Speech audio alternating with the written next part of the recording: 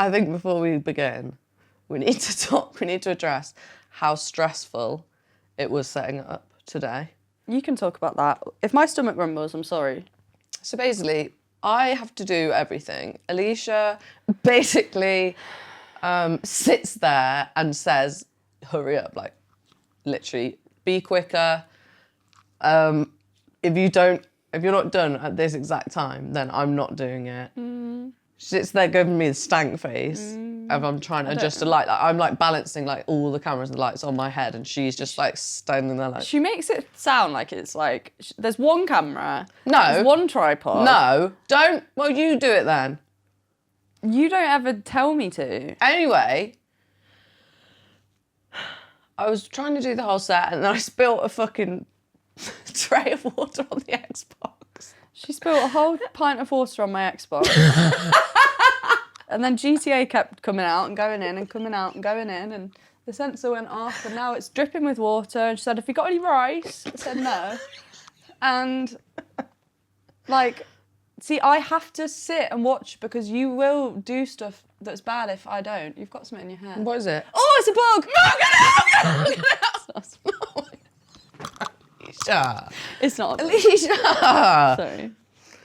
So we've had a bit of a techie morning. We've been Amy's arguing. in fight or flight. I've been arguing. Yeah, because She's brought up when I ruined her graduation day. I brought that up. Yeah. No, I fucking did not bring that up. You literally brought that up.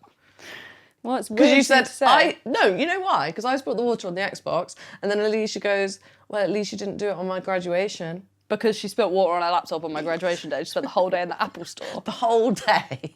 The one day I needed her. The one day. And then she was like, at least you had a panic attack when I had my graduation. We had to go home. Mum died like 4 months before. It's been 9 years that you've still been spilling. Spilling. I just realised my jokers were tucked into my socks. You've literally been like, ow. What, are you going to say, are you okay? That hurt. Are you okay? No. What happened? I've really hurt my fingers. How? I don't know. Just smacking myself. Fuck's sake. Well, I'm really overstimulated now because this introduction's been quite a stressful one. I've broken my index finger. I've actually broken my toe. She's not. She's sprained her toe and she keeps walking normally and then going, oh, I've broken my toe, wait. And it's like, you were fine until you remembered. You're evil. You are. Okay, I think, guys, we're going to have to stop recording for the day. And I think... Amy, come on. She just can't understand how much she loves doing the podcast, and every time we start filming, she's like, "I've just fucking takes ages. It does this. It's the worst. It's the bane of my life. I hate the followers." Oh my God. That's bullshit. Everything just came out of your mouth. Well, I think what we need to do... guys, I've got my fluffy socks on. Oh God. I think what we need to do is basically divide the fan base into like, you know, like Arianators. What's what they're called? Arianators. Arianatators. Arianatators and Swifties. Arianatators. I'm gonna pee myself. And who? Swifties. So like whoever likes me more, I will have a separate fan base. And whoever likes her more. So what we've come on here to tell you that we're splitting in half. We're going to do a podcast each, and we're gonna see who can set up fastest, and I'm gonna win. And Alicia's gonna win. Well, actually, that does kind of lead us on to our plan because we are going to be doing that, and we are going to be having a lot more arguments over FaceTime. Kissing my Swedish boy over FaceTime. Oh no. We're not going to be arguing over FaceTime, are we? Yeah, because Why? you're going to be like, oh, I don't have any batteries. Oh, I didn't charge this. Oh, I didn't charge that. Oh, I can't be arsed. You know when you haven't seen like your uncle in 8 years and he still thinks that you love mermaids or pugs? That's how it feels with you sometimes. Why? Because I don't know you've grown. Yeah. Okay. Give me a chance. Okay. Let me shine. I'll let you shine. Basically, we've got some exciting news. We're really excited about the news. The news is we are doing season 2. Which is funny because we didn't really market it as season 1 because we didn't know it was till now. But now it's season 2, which means that the first one is season 1. And it's a new era. It's new. We're not talking about grief anymore. Yeah. obviously, when we started the podcast, we said, which is really funny, we said we were going to do it every 2 weeks, fortnightly. Did we? At the start, yeah. That's insane. I know. Not even... And then remember since then saying we've that. released about 6 episodes. It's been 2 years. Yeah. But we've had, actually, it's interesting because of how many different things we've tried to make it work. And like, this sounds like we're quitting. Yeah, we're not quitting. It work. No, we're just doing it remotely. But we've had a lot of teething issues with like trying to figure out, we should do it at my house, we should do it at Alicia's house. Then we started doing it in our work office, and then we couldn't. It was so stressful because work was so stressful, but then we'd stay and do the podcast. And we'd be at work and I'd just want to go home because we'd finished working there all day, and then you'd stay and be at work. Yeah, and we'd bicker. And like, Alicia, your mental health was not right. Not right. It was not right. No, but like your growth since then, it's crazy. Like you are... I was a newborn and now I'm 3. You've literally come on leaps and bounds. She's in therapy. She's been working hard. My frontal lobe is developing. It is. Yay! Yay, about time. It develops slower for autistic people if you just Does it? care to pick up a book. You're talking to me about my... How many ADHD books have you read? None, because I've got ADHD. What about me? To learn about you? 3. Well, what have you learnt? Because you never tell me what you've learnt. And you do things that are worse than me, like spill water in the Xbox. Oh my God. Anyway, This so we're going to is be doing... such a big sidetrack. Yeah, we're going to be doing the podcast every 2 weeks. Yes. We actually are. Well, we're going to try. Just like that. Like, we're going to be doing it more frequently, and we're going to try and make it our job, because at the moment it's our job, but there's no cash flow. So we just want to make it work. Yeah, and there's no other work that's more rewarding. Like, Or we're more like, passionate about than this. So it's crazy. We want to actually have it as our job, hopefully, one day, but to get there, we need to be putting out more content. We need to be consistent. In order to do that, we need to basically stop trying to set a date and be like, we're filming here, because there's too much pressure on it. One of us is travelling the other way, like halfway down the country, and then if we don't feel like it, it's like, well, I've just travelled here and it's just not working. Yeah. There's too much pressure on it, when we can just set up a camera and then talk, and hopefully it will be a bit less pressured because we'll just be in our houses and it will be a lot better. Yeah. So hopefully that means more frequent content, more frequent uploads, and a bit more, like an actual podcast. Yeah. A bit more. For context, so we both started the podcast when we both lived in Manchester. Yeah. And now I've moved to London and Alicia's still in Manchester. I'm kind of between the two, but... you want to be less between the two, yeah, I suppose. And we just got into it. Yeah, it's been really hard to try and film, because also the topic, like... Yeah, exactly. We want to do it. Well, there was also periods where you weren't sure if it was what you wanted. Like, it has been a real, like... I think, we've been on a real journey with it since we started it. Yeah. And like how to do it without it impacting our mental, like we don't ever want to do it at the detriment to ourselves. Mm-hmm. Like we wanted to do it in the first place to help ourselves and other people. Yeah. And like it got to like if Alicia's like you weren't feeling well, or like why would you want to? We just started therapy too. Like we do therapy, do work, try and do everything, and then sit down and talk about our grief. Like sometimes you don't want to do that. Yeah. I think it's also just like, it's also, there's a lot of like emotion in Amy moving to London anyway for both of us. And like, instead of like popping around for a cup of tea, for example, it became like, I'll see you this week at this month, and it would just be like a couple of days in the month, that would be our time. So then it became really hard to sort of understand which was podcast time and work time and which was us time. Yeah. And I think we felt like we drifted a lot, and it, like for me, I felt like I knew you less, even though I was working with you. No, just like in that period of the podcast where we were like, you were coming up, or like you hadn't moved yet and we were like trying to film, like we were close together, but I felt far away from you. And I think it's because we can't decipher what's different between the podcast and what was us time. And now when you visit, it will be us time. Yeah. and we'll get the podcast done just in our own spare time. So like it won't bleed into our quality time together. Because working with people that you are related to or that you love or that you are close to, it's crazy. It's so hard. That's why we've kind of, what Alicia was saying about making it our job, it's like we need to basically start treating it as a job, because then it's like we have these allocated days that we're going to have a meeting or talk about the podcast. We're actually even using WhatsApp for, well, if we can fucking get any storage, please, anyone can send us any money for some fucking new phone. I can't even open WhatsApp at the moment. Me neither. Because I don't have enough storage to open the app. Yeah.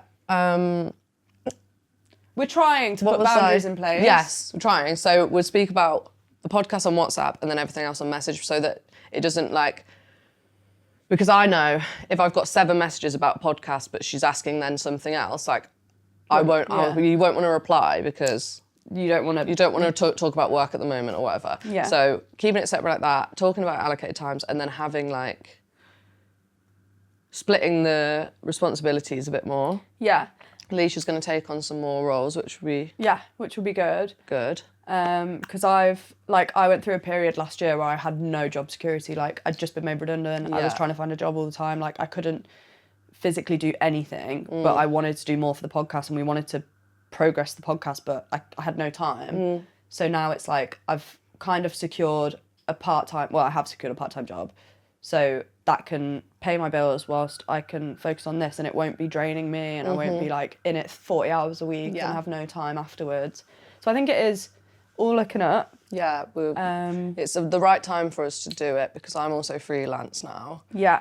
So I can be flexible with Alicia's times. Yeah, and it's there's less like, if you have more time, there's less pressure on a date. Yeah. Like if it was like, oh, let's do it later or blah blah blah, like I think it would just be a bit easier. The episodes we've done so far, it is like very much quality over quantity. Like we never filmed at any point where we didn't 100% want to. Yeah, but I think now we're getting less out of that, and we want to start showing a bit more real. Like, I'm not going to start forcing myself to do things I don't want to do, but on days where I might not want to film or I don't feel 100% happy, like that shouldn't be the only days that I'm filming. Because like, I think it portrays this idea that like, because in every episode we're having a good day. Well, we're talking about a lot of shit, but like, I don't know, I like the idea of showing a bit more. Yeah. I think some people can think that we've like championed grief or that we're fine, and like grief's hard to talk about. There's some days where I open my mouth and I can't say any words, so like I think it's just going to be a bit more real because it's more frequent. Yeah. And there's less to hide behind. Also, what I've realised is some days where I think I'm talking about it, I'm actually not. I'm recycling old sentences that have been used. I was talking about this in therapy actually. Yeah. Like the way I talk about grief a lot of the time. Looks like I'm comfortable to talk about it, but it's not. It's literally just rehearsed lines that I've said for so many years. Yeah. That I can say because it feels like I'm talking about something else. It's like a monologue that you've learnt, whereas when it's a new feeling of grief, like we can't put it into words. We can't express it. We can't figure out what we want. Yeah. Or what we need. So like. And that's why when someone dies now, if someone was to die now, we still wouldn't know what to say, what to do. Like, it's not that we're cured. Or fine. Yeah, exactly. As you all obviously know. Yeah. We did all those episodes, like so spread out. Like if you listen back to the first episode, how we speak about grief is like, they're like alien people to me. Like their understanding of grief, what they think, how they see the world is so different to how I see it now. I don't even know who I am. Yeah. Pigtails. Lace pigtails. I was going through my era where I started to feel like a bit mask and a bit like, oh, what's going on here? Like sprinkle a bit of like something in that mix. And I was just like, okay, what should I do? Feminize, extensions, makeup, like glamazon. Yeah. So yeah, sorry about that.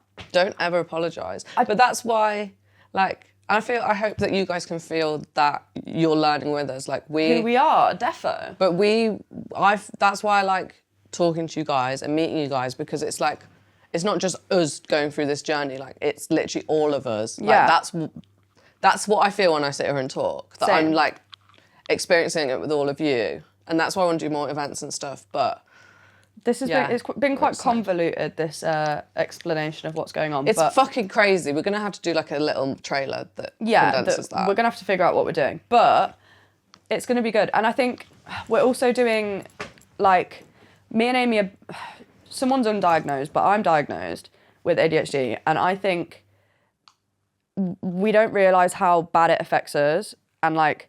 But, like, podcast-wise, because it's, like, both of us are very much, like... When we do a project, we need to do it now, and it's very much instant. I need when I have an idea, I need it to be solved right now. Like, I get that with photography. Like, I won't do anything, and then that one day I'll, like, email 10 people, and if they don't reply, I'll get really annoyed. Anyway, if you have a random thought that's like, oh, about the podcast, we're now going to write it down in our notes and bring it up on Tuesday, which is our meetings, instead of her messaging me at, like, 9 p.m, like, oh, for the podcast next week, I think we should do this, because it just, like... It just distorts. Also, and then I get annoyed because you're not interested. Like, I am interested. No, but I'm not interested when you're interested. I know. Your timing when you get creative is not mine. No, I know. And then we're just like, which is why a meeting is the one way to do that. It's where we can both come into the space and bring things that we've thought about all week, and also there's less distortion between our relationship because like every time my phone goes off and I see Amy, I don't want it to be about the podcast. Like. It hardly isn't now. No, it used to be. Yeah. With each other. That would, like, I do it back, but it's like, we just want to get a bit more control over the podcast and, like, the role it has in our lives and in our relationship. Long story short, season 2's coming. Yeah. And it's going to be remote. And I was speaking to my friend Mia about this. She's got a very creative brain. She's very like Alicia. Born on the same day. Born on the same day, same year. And What time was she born? I can't remember. What time were you born? 4:45 p.m. I was born at 10:10 a.m. Anyway, we were talking about it, and she was talking about how we should get like fabrics and make it like cozy.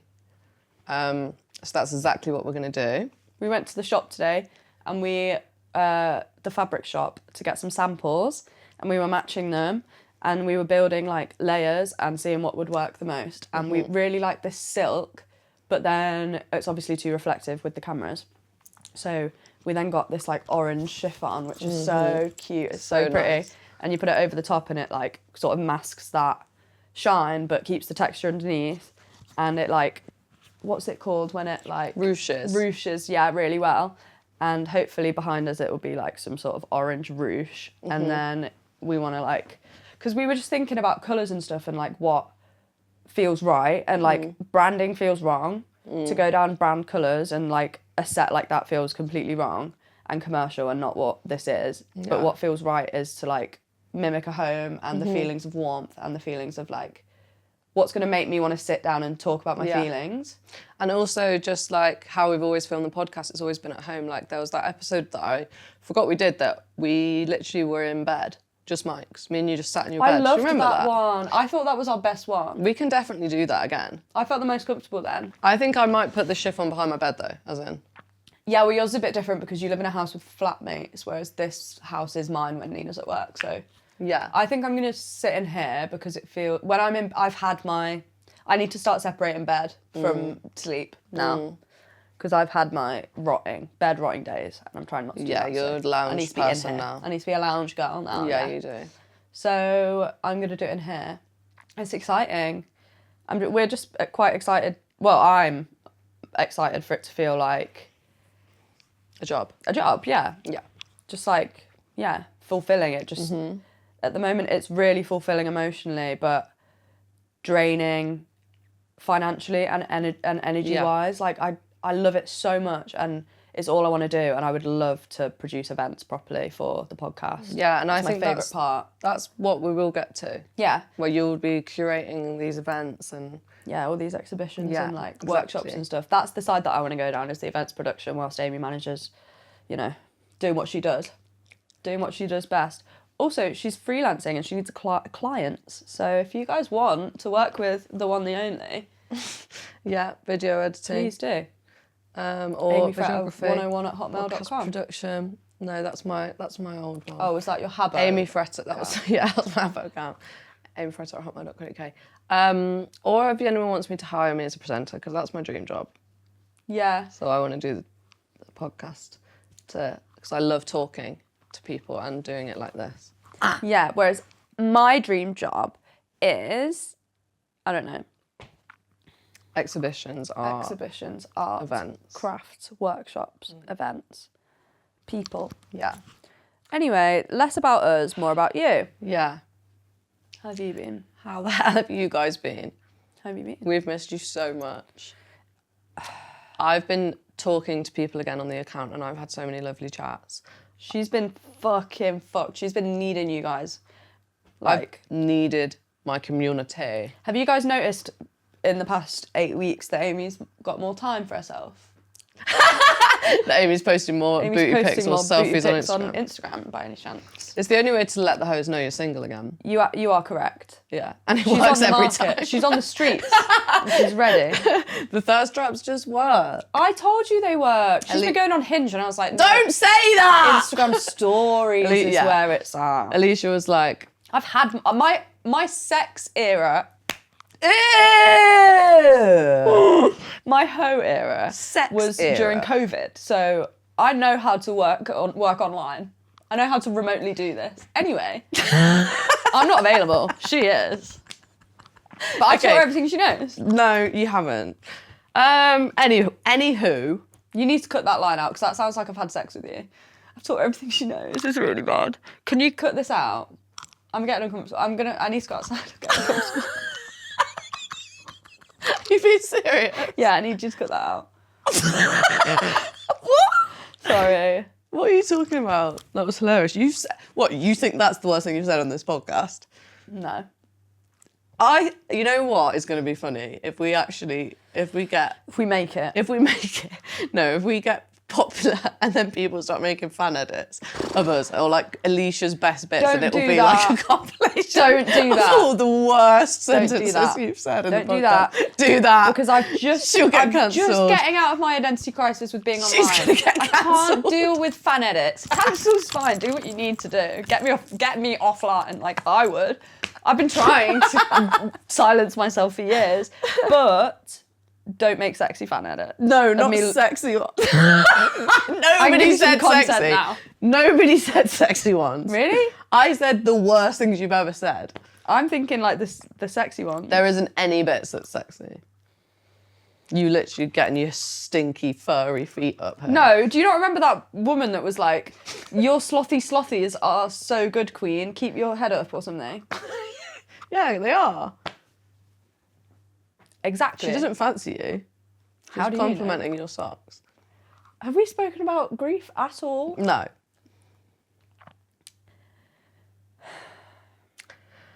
I guess we'll have to start from the last time we filmed was October. What? Yes. No, it wasn't. It was. No, it wasn't. We filmed with Amber at Christmas. No, the last time we filmed just us, it was October. Really? I just Guys, checked. I'd block us. I would block us so hard. Fuck that. But we've had a lot going on. Oh, yeah. We released 2 in December with Amber, which was the fucking best. I love her. I love her so much. Grief Gang, obviously so you guys already know. She's just doing some mad work. The way that she can say stuff and articulate stuff is like beyond. Like, yeah. I have no idea how she gets it so spot on every single time. Like, but then also, yeah, she just chats so so much that fucking jabber as well. Big fat god, and she speaks so much wisdom. Yeah. Look, God, I love her. God love her. Anyway, so we did those. I really loved those. That felt like good work. We were speaking about triggers and Christmas time and stuff. Amber was talking about how much she just wants to die. Dead. And then we had Christmas, obviously. That's always hard. We did quite well this year until the last day, then you hit the roof. I hit the roof. Did I throw something? I felt like I did. I went full on beast mode. Beast mode. I haven't done that since I was about 10, I don't think.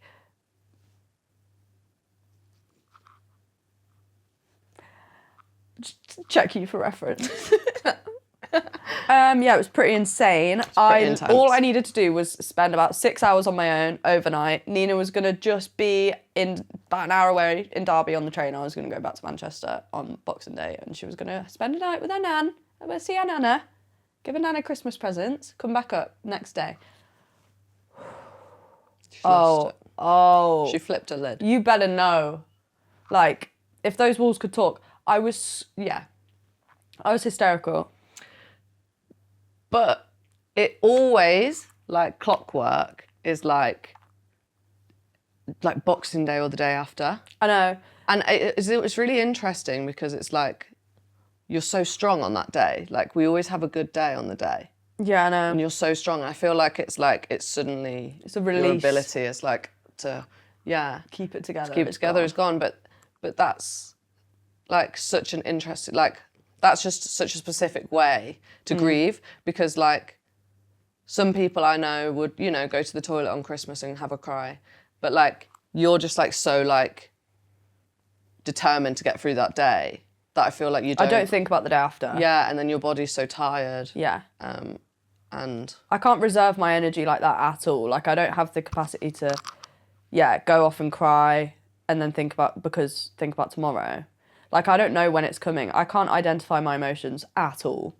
Like, I couldn't tell you really that something's coming. I can feel it deep down, but like, when do I ever tell you that like I can feel an autistic meltdown coming on? Like, no. Because I can feel it. I know that it's happening, and I know that I'm getting more frustrated over the days leading up to it, but until it, like, I can't do it. It's so weird. Can't name emotions, but I suppose I'm getting better at identifying how I feel. I think it's just I don't think about the next day. And I think I am just so exhausted and like my capacity is completely gone. But I tried. Like, I remember I woke up that day and I woke up crying and I was like... You did really try. I went, for the first time, I said to Nina, like, can we go outside? Or I don't know if I did that well, but ended up outside. Yeah, but you were well out there. Like, you were doing well out fine there. out there. And I went in the car and I had a smoke, I had a cig, and I just needed to be away from everyone inside, but still inside, still sitting. So I sat in the car. Nina was with me, it was fine.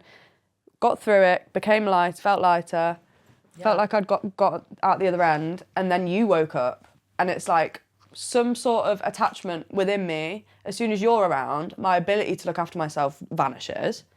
Really? Yeah. I talk about it in therapy all the time. Anyway. Tea.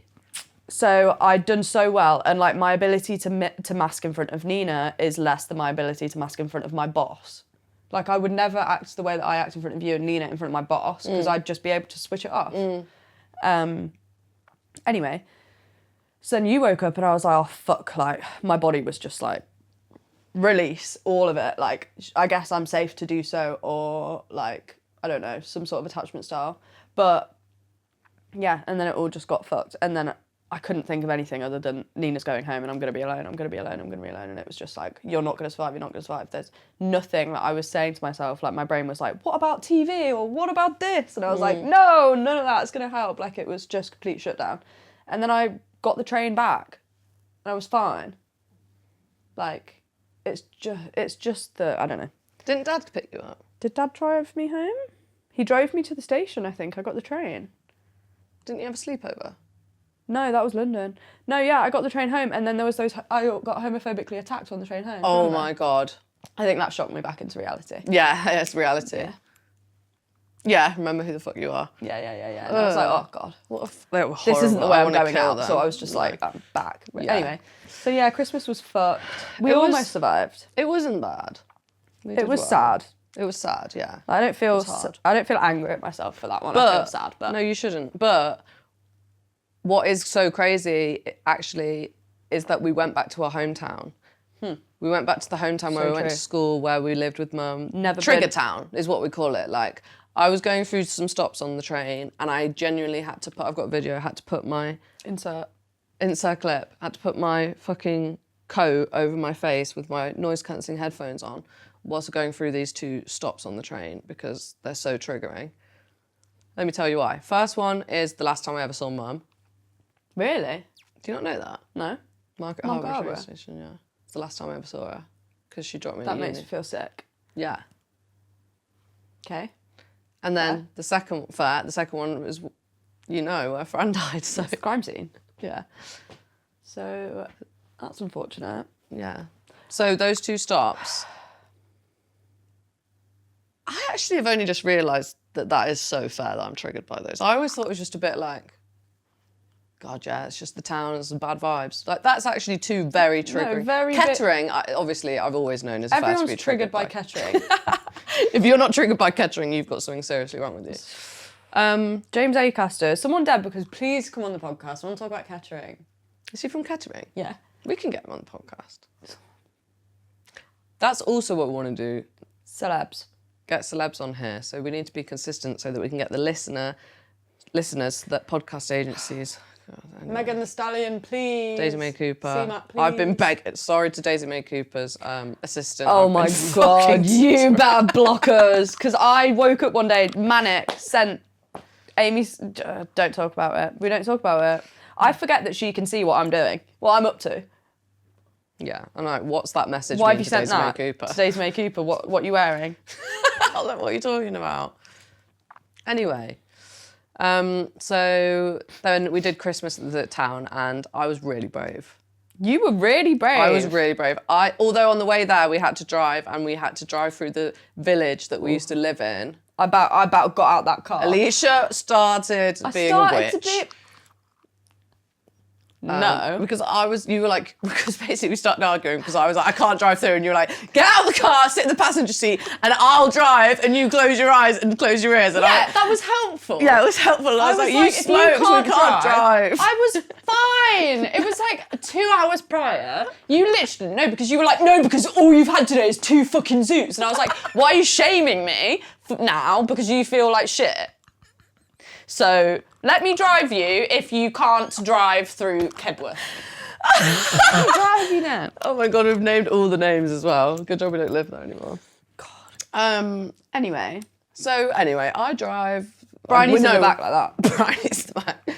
And this was Christmas Eve. Come on. And then we drive all the way around surrounding villages, add on like 30 minutes just to get past it. Yeah, and meanwhile, while we were doing that, by the way, we were like, oh yeah, that's where they lived, and that's where they lived. Like, we weren't just like pretending we weren't there. Like, we were just pointing out everything. Like, oh, there's the cemetery. Oh, there's that. There's where fucking... Bleep, bleep. That town's more triggering for me than this. It's the saddest one. Which one?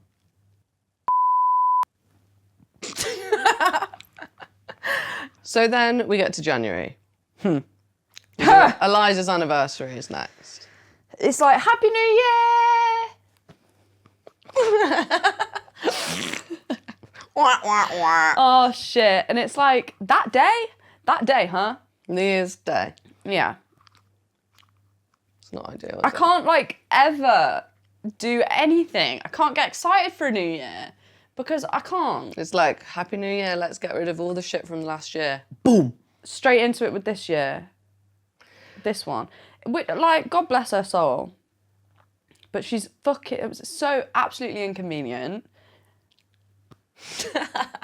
But also, they're never convenient. Like, people, I've spoken to quite a few of you lot recently about anniversaries and just like, people's are so mental. I mean, ours is pretty bad. Like New Year's Day, your birthday, week after 16th, your birthday, week before my birthday, week before your 21st, yeah, and then my sweet 16th. My sweet 16th. Everyone seems to just be on a crazy, inconvenient day. It's just crazy. I also told people at work about our curse, and she literally was like, "I'm scared of you," and I was like, "No, you can't be scared of me because this is my life." I was like, that doesn't help. The fucking curse. I forgot about that. I think the curse has been lifted. For anyone who doesn't remember the curse or is just joining now. That's nice. I'm glad you feel that way. Yeah, we've not had any... Basically, the curse happened. Fast whistle stop tour. I was going into work. Everyone knows this one. There was a hag. Sing along if you know the words. There was a hag. She had one eye. She shook her stick. Lightning crashed. She said, "Fuck you." Hour later, Mum's dead. Come home. Like, yes, I know. Year later, Fran dies. 2 years later, Eliza dies. Yeah, I get it. And then in between, there was just like, this person's going to die from this. This person's going to die from this. This person might die. Oh, they're all right. This dog dies. Anyway, it was like just a constant like fucking pounding to the ground. Like that video of Katie Price. Floor to the floor. My horse is getting shagged again. My horse is getting shagged again. My cat's been eaten by a coyote and yeah. Harvey's getting death threats. My horse getting shagged. I've been cheated on. That's what she says. Oh. That's what Kate Price says. Okay, Amy's not been cheated on. I have in the past. Yeah, not today. It was just a spiral of unfortunate events, the curse. So yeah, you think it's been lifted because there's not been any deaths recently. I beg to differ. Well, you're just a pessimist. I don't feel lucky though. I feel unlucky every day. No, we're not. You can't be like that. All right. All You right. are unlucky, but like then it gets into the territory of I'm not a lucky girl. lucky girl. No, but it gets into the territory of like, oh, The world hates this would happen to me because of course I dropped my chips. yeah. Oh. No, you dropped your chips. You spilt water on the Xbox because you're a dumb fuck. You're a dumb fat fuck. You owe Alicia £95. You're a big chungus fuck. Chungus. Chungus was my favourite word, and now it's been tainted. By who? My ex. I've not said that word yet. Really? Really. Shout out to my ex. You're really quite the man. You will make my So how have you been feeling? yeah, good. Really? Yeah. That's how I start every therapy session. She's like, how are you? I'm like, yeah, good. How are you? She's like, no, how are you? Yeah, and like, then you're like, every time I say, how are you? You go, yeah, good. yeah, but you're not. How are you?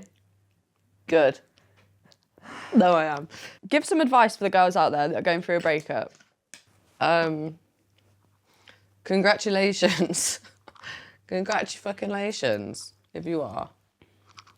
Because you weren't meant to be with them. And basically, they're probably a freak.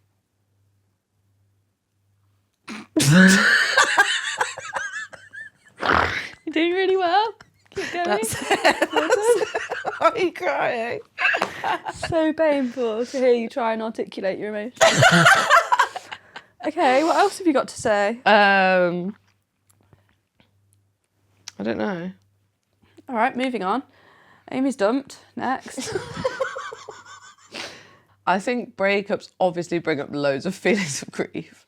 Like there's so many things that is similar Yeah. or intertwined. Yeah. And even down to like the things you wouldn't expect to be intertwined with, like moving house, packing True. up, True. Smells, music, smells, music, places. even like obviously when things happen you want to ring, like I want to Yeah, ring my you wanna- mum. I want to ring my mom. My therapist was like listening to me reel off everything. It's like, oh, I got dumped, whatever, I lost my job, got kicked out. Harvey's been shagged. Harvey's been shagged. Horse, I didn't mean that. Also, horses have been shagged is not what Kate No, Price says in that I video. know, but that's worse. Harvey's been shagged. Even the feeling of like people around you knowing that you're going through something and like there being like the sympathy around you is obviously amazing, and thank fuck for my friends, but like that whole thing that's like, oh, she's going through So a hard time at the moment. triggering. Yeah. So triggering being the one, like knowing that that's a feeling that, and when people are like, it's going to be okay, or like, it won't be, it's temporary, you won't feel like this forever. I'm literally, every time someone says that to me, I just lose it. And I'm like, again, like Yeah, you how don't are wanna people hear telling that me that again? Like, Yeah. how is it just so constantly like that? I think Yeah. it's just a reminder, isn't it? That like, Yeah. it's never going to be up just like that. It's just so fucked. When we were moving, Bryony was helping me move, and I found an envelope, and in the envelope was these notes that I'd written that I'd forgotten about.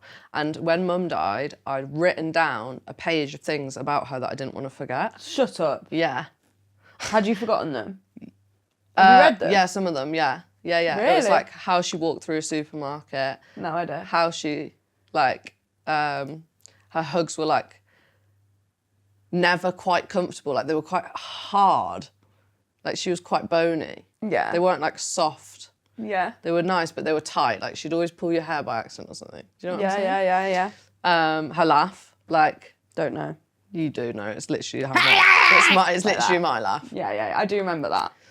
How she was like friends with everyone in the supermarket. She'd be like, "Hi Sandra, you right? You know what? I had a Dave. I had a realisation that like my instinct is to be so like Mum, but then obviously like society just oppresses me and I just go silent. But like she literally would walk up to someone and just be like, "Have you got a £1. I need £1 so I can get a trolley. And it's like, I would never ask someone for £1. And I needed £1 in Aldi the other day for a trolley and I didn't have one. And then I thought about it and I was like, she so would have just been like, you got one. Yeah. Like, that's how she's She's cheeky. She's cheeky. She's cheeky. Yeah, she was cheeky. And I now you can see how mum and dad were so great. Because they're just so like... They're just I confident. bet they just had so much fun. Like, never embarrassed. No. So, yeah. Social anxiety, who? Yeah, none of that. But then also, like, raised in a very much, like, think about what the people think of you house. So it's like... Mum was. So then that... Now there's us two.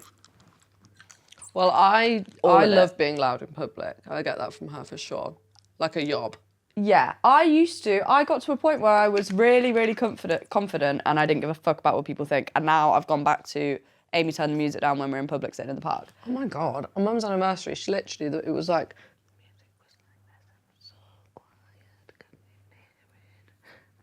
she was like, turn it down, turn it down, turn it on. And then next to us was a fucking speaker, boombox man. Thank you, Mum. Over there. Yeah, we played that song. We were on Mum's anniversary. It was, thank you, Mama, for the 9 months. What is it? I don't know, thanks for Thank you, giving Mama, me is what I birth, kept basically. saying. And that was so loud. He was literally stood there, barefoot, stood on a yoga mat, literally just like that. Yeah, and this is For just what I love hours. about London. And it taught me something. What did it teach you? Oh, it taught me to give less of a fuck. Period. So I'm trying, but Period. I just get a bit anxious sometimes. I get a bit paranoid. It's a bit paranoid at the moment. At the moment. How are you otherwise? Yeah, fine. Apart from...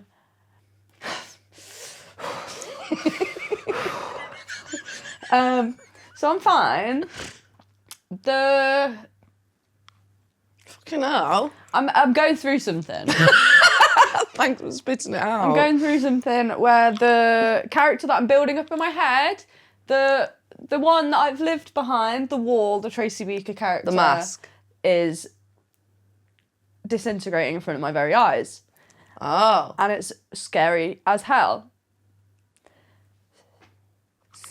What I said to stay in therapy is 0 years old You're in my to shot. 16. 0 years old to 16. And then there's a gap. This is me. This is a person. 0 to 16. Then there's a big gap. And then there's 17 to 25. And it's like I died and was resurrected as a new person. When? After the gap, after the trauma. 17 to 25. New person. These are 2 lives that I have lived, and I remember living them both, but they're not the same life. Mm-hmm. They are 2 separate lives. It's like I died and then woke up again a different person. But I'm also I'm 16, so I'm a newborn, but I'm 16, and I have to like... Newborn, but you're 16. Anyway. I'm lost. So basically, my understanding of the world, I think, remained in this gap between like before and after the trauma. And like now I'm making room for it in my head. It's all blurring back together into one life. And like, I look at myself as a baby and feel like that's me now. Really? A bit, yeah. So is this tied into you saying your frontal lobe is developing? I don't know. Because isn't that what happens when you're 25? Frontal lobe develops, yeah. But what does that actually mean? Like It's just like your brain is fully formed. Fully formed, yeah, so you can make like proper choices. It's not because of my frontal lobe, it's because I'm in intense therapy. And it's also because I'm like putting myself first a bit more. So I feel like I'm living in first person and that my life is mine now and I feel less like a sim. Yeah, you described it as being asleep. Yeah, I feel like, well, I've just lived very much, I feel like I live very much in my head. So now I'm trying to be more mindful and bring what's up here into the real world. And I just feel like all these perceptions of myself that have been very complicated and nuanced and just like so weird after trauma are just all like merging into one, and I'm just becoming like a realised person. But I still don't know that I'm real yet. I'm trying to learn that I'm real. And not feel imposter syndrome when I'm like doing a food shop, because I'm like, I'm not a real person, so I shouldn't go to get a food shop. Really? Yeah.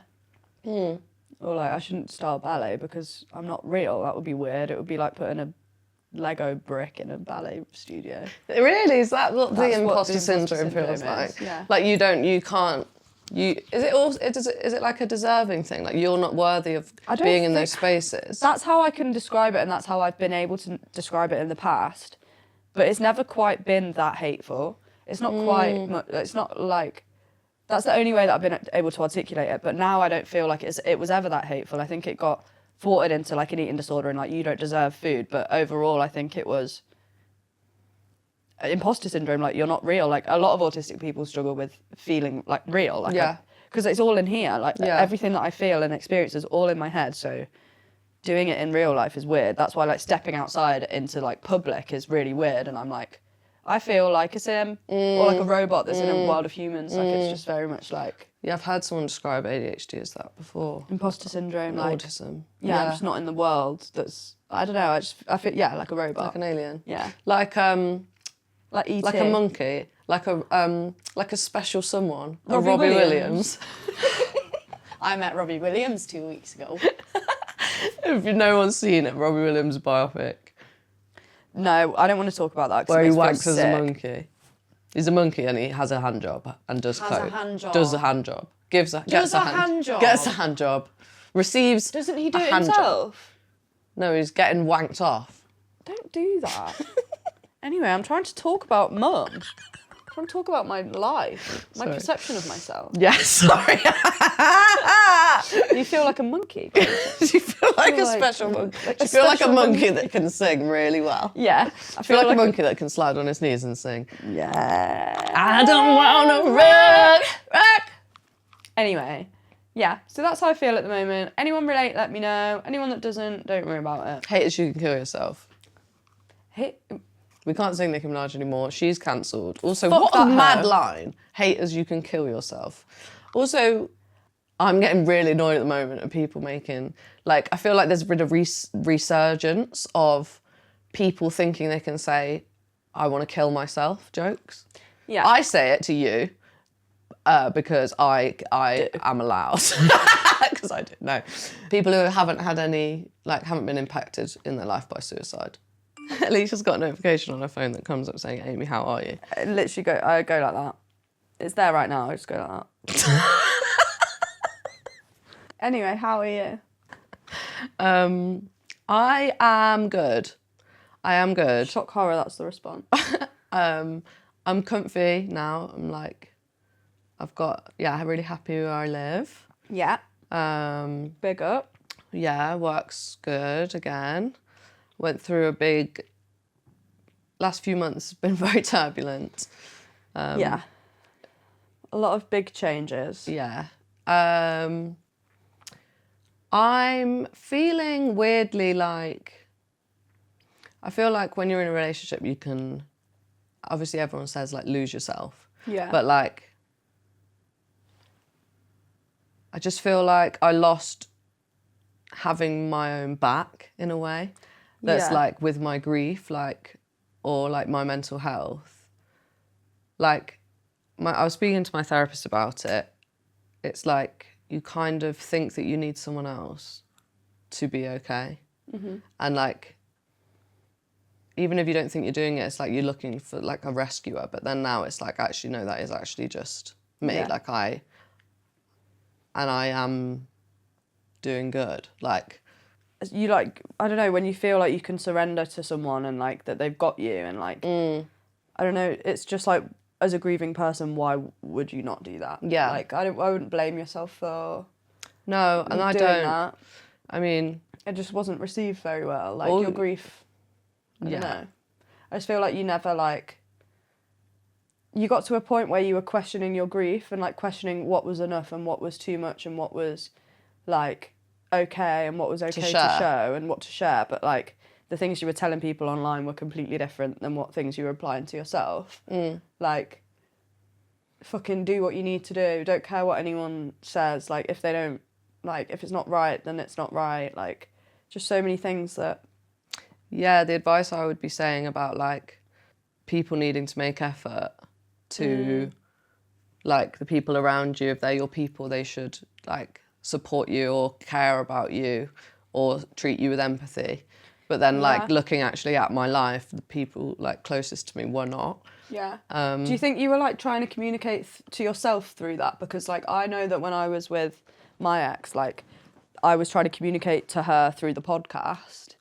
Interesting. In ways that was like we'd have an argument the night before, and then I would in filming like bring up how to help me in that specific context, like talk to her through that, I guess. No, I wasn't doing that because I only realised how bad it was when it finished. Like how little I was being heard, or even... Is that what you think? Like you said, you don't... It was such a slow decline because it was... I feel like it was a really slow, steady decline in his like empathy or sympathy, getting less. As he was entering like... his new toxic kind of spirituality era. Like the closer he was getting to spirituality, like the less able he was to even give me any sympathy or empathy. As a griever or someone that's been through stuff, like the people around you, they won't know it instantly, but they need to be able to show like ability to try to understand or want to understand. I think what broke my heart the most in talking about it was like Amy's friend George came around, and he is also a griever. He's also grieving a parent. And the way that we sat and spoke was so normal for me. But you said that that was like so special. And it was, but like in the fact that it was very, you never had that with like a friend. Like you've had it in the past, but like that's so normal for me. Like me and my friends and me and Nina will sit down and talk at length about things for hours. And like me and my friends will just meet up to talk about, to try and navigate feelings for like 6 hours. We'll just sit and just talk and just unravel so many things. And like, that's what I feel like was missing in your relationship, was like effort. Like, you were communicating it as if you were so fulfilled and that everything was right because you had been like chucked into this life that was nuclear and perfect and you would have nothing to complain about. But in reality, it was just bringing up so much shit that he had no time for. And like, for me, it's such a pleasure to sit and watch you grow into your grief and grow into like learning how to talk about it and like sitting here for hours and just talking, even if it doesn't make any sense, and just like coming up with figuring it out together. Where was that in your life? That shouldn't only be with me. Yeah. I feel more, connected to my grief now than I did. Like on the week after I moved into my friend Ruby's, thank God for her. And it was friend's anniversary, and I literally I just grieved. And I remember feeling like, oh my God, I'm grieving, because I was literally stood there crying. I was listening to music, I was thinking about her, I was looking pictures at her, and I hadn't done that in so long because it was always like I was trying to be the griever that was functional, or who he wanted, I don't know.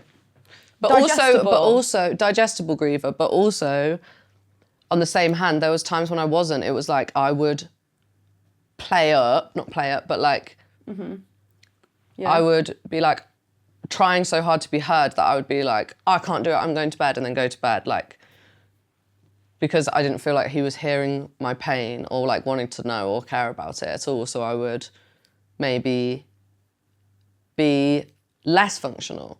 Like I'd be like, I'm not going to the gym because I feel like shit, I'm grieving. Or like, because you try and push yourself so far the other way in like a cry for help, like help, look at me, this is how bad it could be. So that like on a good day they would notice so you can see how far it could go, or like. So weird.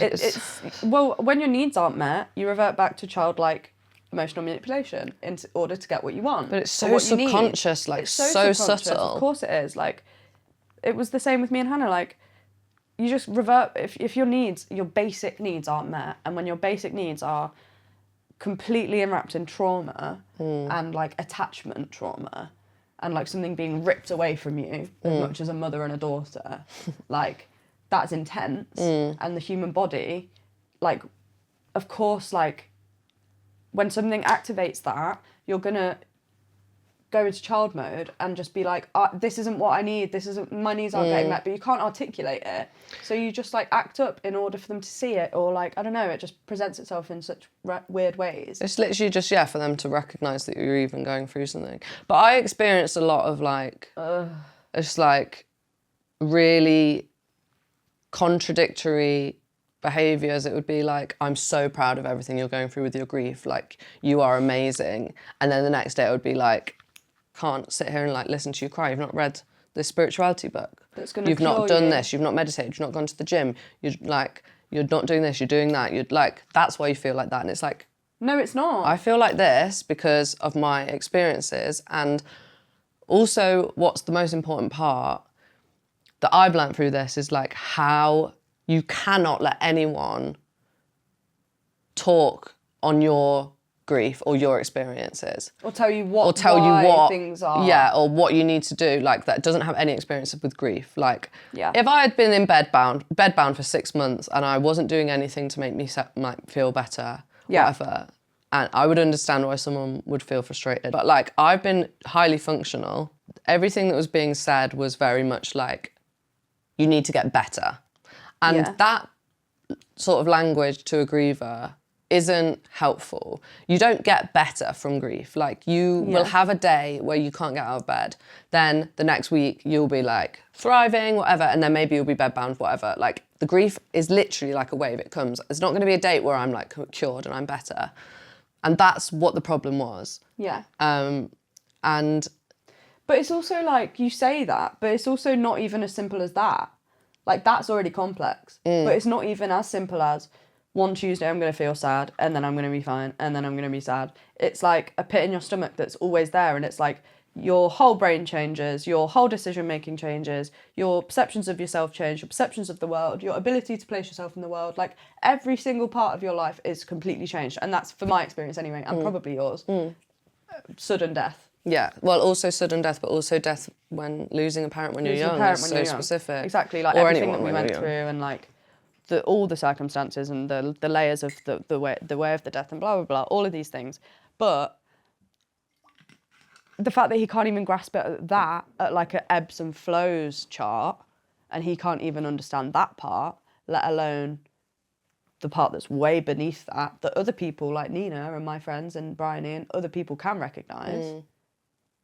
It's not good enough. Like, it's literally not good enough. He felt exhausted by my grief, and like he was doing so much, and he was always just thinking about me, but I wasn't feeling anything. You weren't feeling like, I wasn't feeling like he was doing these things. So I was like, we need to identify what the things are that you feel like you're doing so much for me, because I'm not feeling any of it. Yeah, you were like, well, what are you doing for me then? Yeah. Because in my head, he was probably thinking about it 24/7 and talking about it maybe 10 minutes of the day, but the fact that he's thinking about it all the time exhausts him. Whereas, like, as your perspective, like, he's not actually doing anything. Like, you can't see him thinking about it 24/7 because he doesn't talk to you about it. Yeah. So, like, where was his effort in your eyes at all? And yeah, and I know that being in a relationship with someone that's grieving is hard, because of course I'm in a relationship with you. It's hard to see who you love hurt like that. Yeah. And I obviously get that, but what we said, and I always think about it, we said it the other day, was like, it's not going to be straightforward. There's going to be days where I have a random panic attack and I can't go out, or I'm feeling shit that day. The next day I'm going to be on cloud 9. Like, it's up and down.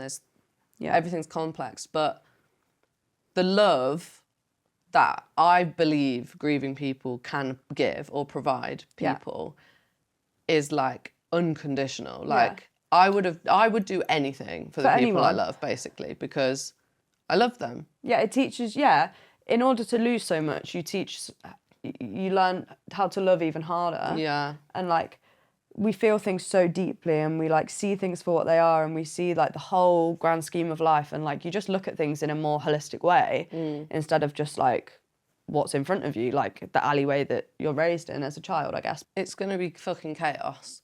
And it's going to be hard sometimes, but you get loved good. Yeah. You get loved so good. And it's just about, like, nurturing someone's, like, just feelings. Like, it's just... always goes back to, like, saying nothing is worse than saying the wrong thing. Or, like, saying the wrong thing is better than saying nothing at all. Everyone now, the future has the shit bits in for everyone. It's guarantee. Yeah. Like we're all like it's on the cards. Yeah.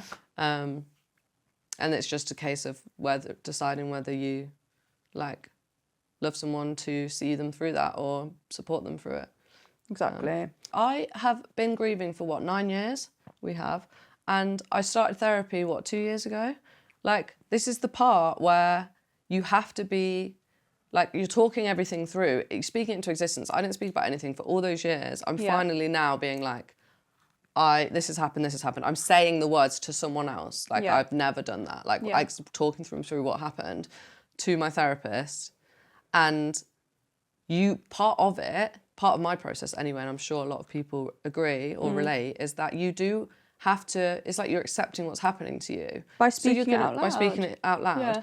And that is where it became toxic, because what he said was, the sooner I stop seeing myself as a victim, the quicker, like, I'll get better. And that language as a griever is it doesn't make sense, and it's harmful, because I am a victim. We are all victims. That doesn't mean I sit here every day and mope around like what we were talking about earlier, like moping, like, oh my God, my life's so hard, whatever. Against me. But even that if you also were, has its place in your experience. Like, that's part of it. The world has been shit to you. You've been dealt some shit cards. The world's true colours have shown themselves to us. Yeah. I think what the biggest thing about grief is learning to empathise and learning to look at yourself with empathy and not guilt and shame. Like, the more love you show yourself and the more you tell yourself that you're a victim in a loving, empathetic way, that's how I'm grieving healthily. You can work through things with people, but you all deserve to be shown empathy, and also that somebody, like, wants to learn. Yeah. Like, nobody's going to be perfect. Partners aren't going to be perfect. They're going to say the wrong thing all the time. Like, how I say the wrong thing still to people. But, like, the base of what you guys deserve as grievers is someone that is willing to learn. Yeah. Period. Yeah. And someone that's not uncomfortable by your emotions, or, like, scared to, I don't know, have a deep conversation. Like, it's going to be dark at some times. And it is scary. It is scary. The feelings... It doesn't come just like that. No. It's hard. And it can be scary for someone. Like, of course, it's probably scary for Nina to watch me, like, wake up crying, or, like, I don't know, just, like, go through horrible things. But, like, that makes her want to learn more so she can help me and see it in the bigger picture of, like, our future, where one day, hopefully, I'll be able to cope with it better. Like, that's what people deserve. That's it. The cope with it better, I think, is, yeah. It's true. You all deserve the best of the best. Just love. What have you been up to? Nothing. You were reading me some diary entries. Diary's a bit of a strong word. Notes diary. They're the scariest diary of all. Notes page. Read us some. It's fucked up down there. In there. It's fucked up in there. But this was January 1st, 2018, right? And I think this is going to be really nice. Nice. I don't know. But this is New Year's Day. Set the scene for us. This is New Year's Day, the year after we lost Mum. So it's about 10 months after, and it's our first New Year. Sorry? I was just saying, ooh. It's our first year, and I remember crying and just being like, if I go into the new year, then I'm leaving her behind. And it was just, like, the most intense, like... What did we do that New Year? I was with my friends. You were at uni, I think. Yeah, you were at uni. Was I in Paris? Yeah, and you licked that woman's hand. By accident on the tube. I thought it was my friend. No. It was the wrong woman. It was the wrong person. I thought it was my friend's hand if it was another woman. Anyway. Meanwhile, I was, like, grieving. I wasn't. Trying my best. I wasn't. To grieve.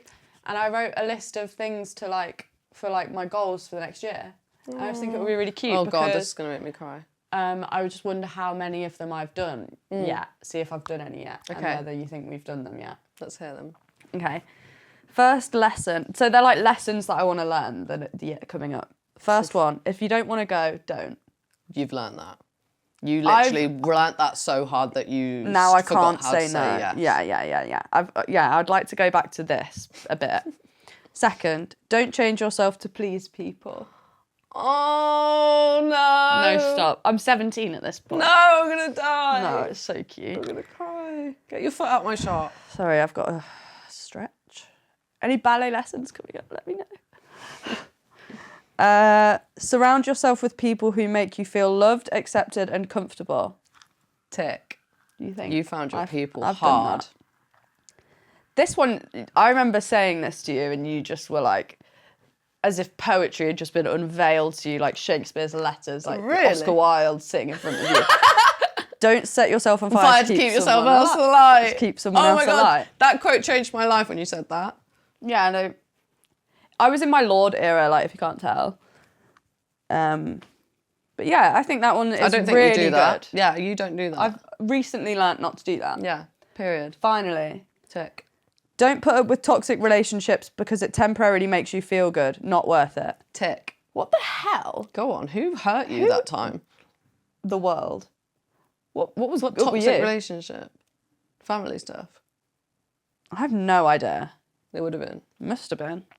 Yeah, love. Allow yourself to grieve and be sad. Oh. She said at this time, like at this time I wasn't sad every single like, yeah, I but was that's sad. nice because you No, were but I was- allowing it. You're so wise. She's always been fucking wise. She's always been wise. When my best friend, describes her as like a 50-year-old child, she was like a little man, like a little old Ask man. about the weather. Yeah. I was Like 8. someone called John or something. Yeah. Who's next? Everyone around you loves you even if they don't show it all the time. Oh my God, no. my What God. the fuck Oh is my going God. on? I'm gonna cry now. Oh my God. Tell your family you love them because when it's gone you'll regret it. Is that what you've put? Yeah. Oh my God. Falafel and halloumi wraps. Oh, I loved them at that time, I think. You did. You really did. Okay. If you're uncomfortable, take yourself out the situation no matter what. You do that. I do that. No matter what is an matter interesting what. one. That's a really good phrase. No matter what. Yeah. No matter what. So fucking true. Who gives a fuck? And you did. Like at school, if someone would talk about mums or make a dead mum joke, you'd walk out. Yeah. Yeah. And like assemblies and stuff. And Yeah. also just like in relationships and stuff, like no matter what, it might like impossible to walk away from things, but like the world's not going to crumble beneath your feet. Yeah. Like you putting yourself first is always scarier in the lead up to it than it is over the finish line. Period. Every single time. Period. Allow people to have opinions and a point of view and be open to perspective. Not yet got there. We're still holding out for that one. You don't need to know what you're going to do in your life right now. True. True, and you're good at that now. Figuring it out. Yeah. Trust in the process. Talking to people makes things easier. They can handle it. Boom.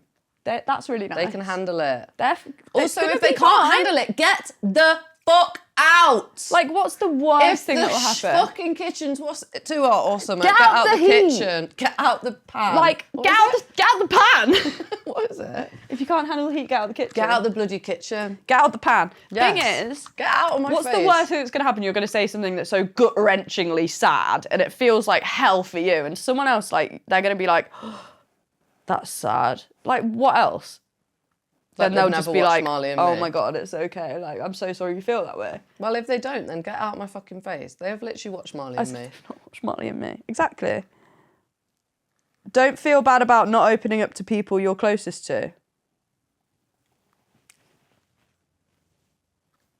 Yeah, I also think we did go through a period where we didn't speak about grief for 5 years. At this point, And we I- hadn't spoken about it yet. Yeah, and that's been a year after she died. And that's interesting that you wrote that because... I must have been feeling bad about not talking to you. But we didn't speak about it.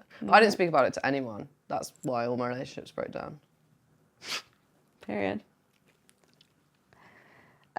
Be kind to everyone. I love Don't these. agree with that. Yes, I agree with that. You need to be kinder to people. Me? Really? No, you don't. Be open-minded. You are. Be accepting. Tick. Don't judge people. Try your absolute hardest to people. love every person you can. Oh. Oh. Oh. That's so cute. Share kindness, but don't drain yourself out to make people happy. Why are you you so wise? I feel like Gandhi. Wait, was he good or bad? I don't know.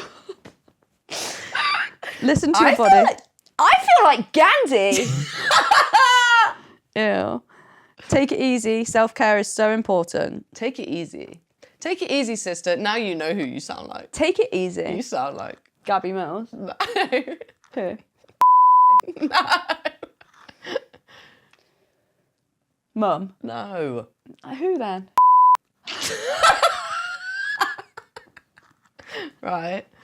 It's the full stop in between. Take it easy. Self-care is so important. Period. Kiss. Kiss. Just because a task is simple for you doesn't mean it isn't hard for someone else. Oh, thank you. That's probably about me. It's probably about me. It's probably about when we used to do baking. Lifting a pot of water over an Xbox without spilling it might be simple for you, but it might be really hard for someone else. That's okay.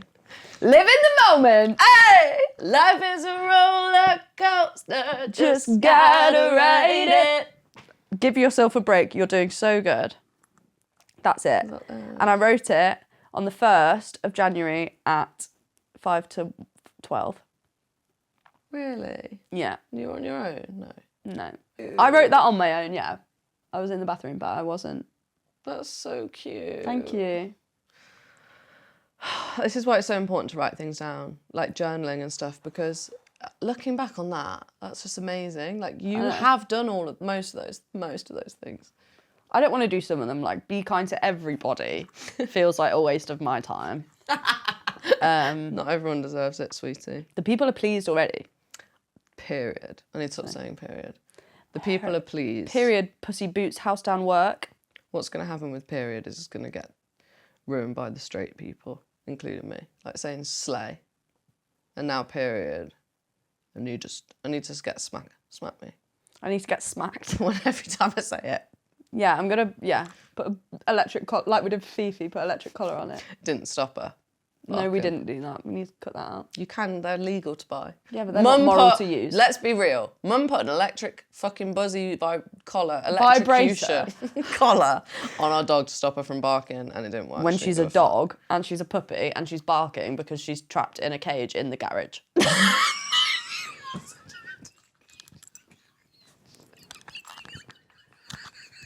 She wasn't trapped in the cage. She wasn't trapped in the cage in the garage. Also, you guys already know who Fifi is. She's the motherfucking queen. She's the motherfucking best. Not there anymore because Mum lobotomised her. No, she didn't. Right. Anyway, that's all from us. Night night. I'm tired. We're really excited for season 2. Get out of our fucking thing. We're really excited for season 2. And we'll see you soon. And thanks for being patient with us. And well done for getting through Mother's Day. And this episode. And this episode. Love you.